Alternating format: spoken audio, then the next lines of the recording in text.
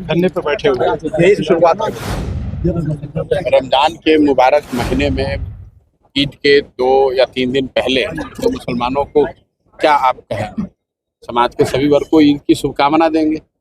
माननीय जो कटपुल्ला का है उस पर आप क्या मैंने अभी कहा कि इस तरह के शब्द प्रयोग ये मुसलमान और हिंदू की बात नहीं है, ये आपका अपना संस्कार दिखाता है। आप किसी को गाली देंगे तो जिसको गाली दे रहे हैं उससे ज्यादा ये आपकी अपनी परवरिश को दिखाता है, आपके संस्कारों को दिखाता है। इससे किसी जिस पर आप इस तरह के टीका टिप्पणी करते हैं उससे उसका कुछ नहीं होने वाला है। तो मांझी जी ने अगर ऐसा कुछ कहा है तो ये उनके संस्कार को, उनके परवरिश को दिखाता है। अमित शाह जी बिहार दौरे पर आ रहे हैं। बिहार है जिसमें कौन सी बड़ी बात है, यहाँ चुनाव है तो आएंगे ही यहाँ पर।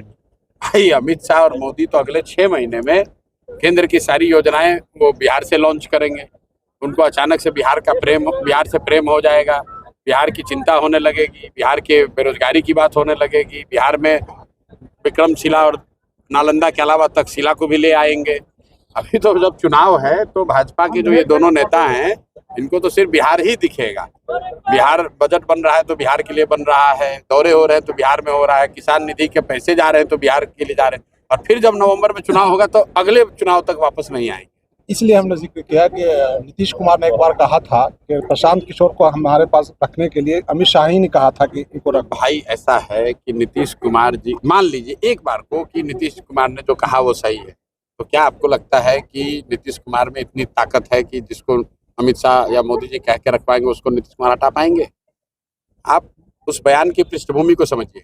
सीए एनआरसी पर मैंने नीतीश कुमार का विरोध किया है उनके दल में रह के, और लोग यहाँ मुखिया और सरपंच ही नहीं छोड़ते हैं। मैंने नीतीश कुमार ने मुझे डिक्लेयर्ड ये किया हुआ था कि भाई हमारे बाद ये प्रशांत किशोर रहेंगे दल में, दल के नेता होंगे। उस चीज को मैंने सीए एनआरसी के लिए छोड़ा है। अब नीतीश कुमार को चूंकि राजनीतिक तौर पर उनको ये लगा कि छोड़कर जाएंगे तो मुसलमानों का मुद्दा है, मुसलमानों को ये बात ठीक नहीं लग सकती है, तो उसने कह दिया उनको क्रेडिबिलिटी खत्म करने की।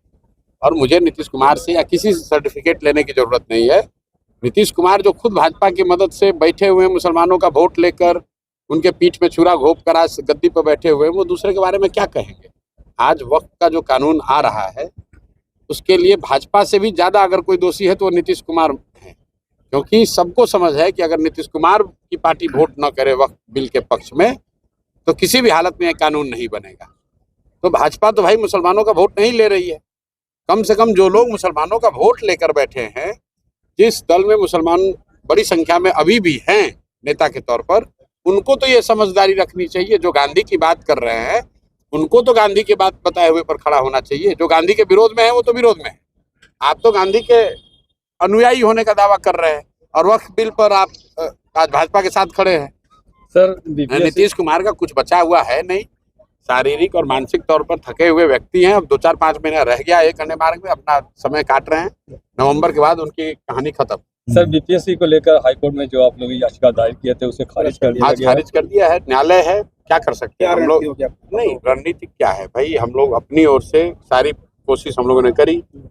न्यायालय के पास गए, सिंगल बेंच में गए, फिर उसके बाद डबल बेंच में गए। अब अगर न्यायालय जो कहता है मानना तो वही पड़ेगा आपको। सुप्रीम कोर्ट जाएंगे, इस पे अभी कोई विचार किया नहीं है। अभी रास्ते में मुझे खबर मिली है कि न्यायालय से राहत नहीं मिली है बच्चों को, तो देश में जो व्यवस्था है उसी के तहत तो आप लड़ाई लड़ सकते हैं, लेकिन अंतिम लड़ाई तो जनता की अदालत में लड़ी जाएगी। न्यायालय का आदेश है वो परीक्षा के संबंध में है, लेकिन बिहार में युवाओं के साथ दगाबाजी हो रही है, पेपर लीक हो रहा है, नौकरियां बेची जा रही हैं, भ्रष्टाचार है, उस पर अंतिम निर्णय तो जनता नवंबर में सुनाएगी ही सुनाएगी। बच्चों को जो आश्वासन आपने दिया सर उस पर क्या? भाई बच्चों को आश्वासन ये दिया था कि आपके साथ खड़े रहेंगे, आप पर अत्याचार नहीं होगा, आपको लाठी नहीं चलाया जाएगा, आपको जेल नहीं भेजा जाएगा, और बीपीएससी की लड़ाई को अंजाम तक पहुंचाएंगे। उनके साथ खड़े रहे। आज आप देख लीजिए, पटना में कम से कम 2 महीने से किसी धरना प्रदर्शन करने वाले, सिर्फ बच्चों पे नहीं, कोई भी धरना प्रदर्शन करने वालों पर लाठी चलना बंद हो गया। मैं ये नहीं कह रहा हूँ कि आगे किसी पर लाठी नहीं चलेगा, लेकिन जिस तरह से हर दूसरे दिन पहले लाठी चलाई जा रही थी वो चीज बंद हो गई, क्योंकि हम लोग अनशन बैठे, धरना किया, हंगामा हुआ, देश दुनिया की मीडिया में लोगों को पता चला कि ये तो दमनकारी सरकार है।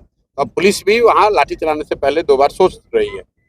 दूसरा, हम लोगों ने कहा था कि हम लोग इसको अंजाम तक ले जाएंगे, तो जब सरकार ने बात नहीं मानी तो न्यायालय गए, न्यायालय सिंगल बेंच में गए, फिर डबल बेंच में गए, अपने खर्चे पर पूरा केस लड़े हैं हम लोग, बावजूद इसके अगर न्यायालय ने राहत नहीं दी है तो न्यायालय के निर्णय का सम्मान है। सबको देश में जो भी इस देश की संविधान, यहाँ की व्यवस्था में जिसका यकीन है उसको न्यायालय का निर्णय मानना पड़ेगा। हम लोग भी मानेंगे उस निर्णय को। विधानसभा चुनाव तक जनस्वराज की क्या रणनीति हो? रणनीति विधानसभा चुनाव, हम लोग राजनीति सिर्फ विधानसभा चुनाव के लिए नहीं कर रहे हैं। हमारा राजनीति करने का उद्देश्य एमएलए एमपी बनना नहीं है। एमएलए एमपी बनकर ठेकेदारी करना, बालू माफिया, शराब माफिया बन जाना, पैसे कमाना, ये हम लोग का उद्देश्य नहीं है। ऊपर वाले की कृपा से ये सारी चीजें जितना एमएलए एमपी मंत्री कमा सकता है नाम शोहरत, उससे बहुत ज्यादा भगवान ने दिया है। हम लोग राजनीति इसलिए कर रहे हैं कि बिहार में सुधार हो सके, बिहार भी अन्य राज्यों की तरह बेहतर विकास कर सके, इसलिए राजनीति कर रहे हैं। उसमें जितना दिन लगे, जो परिश्रम करना पड़े, जो मेहनत करनी पड़े, वो कर रहे हैं, ईमानदारी से कर रहे हैं। मानना नहीं मानना वो बिहार की जनता माने। 2 सीट पे आप यहाँ उपचुनाव लड़े थे, दोनों जगह पे हार हो गए। अब जो विधानसभा होगा जी, उसमें कितनी सीटों पर गया में आप खड़ा करेंगे? 10 पूरे देश, पूरे राज्य में 243 खड़ा करेंगे तो जितनी सीट गया में है सब पर लड़ेंगे।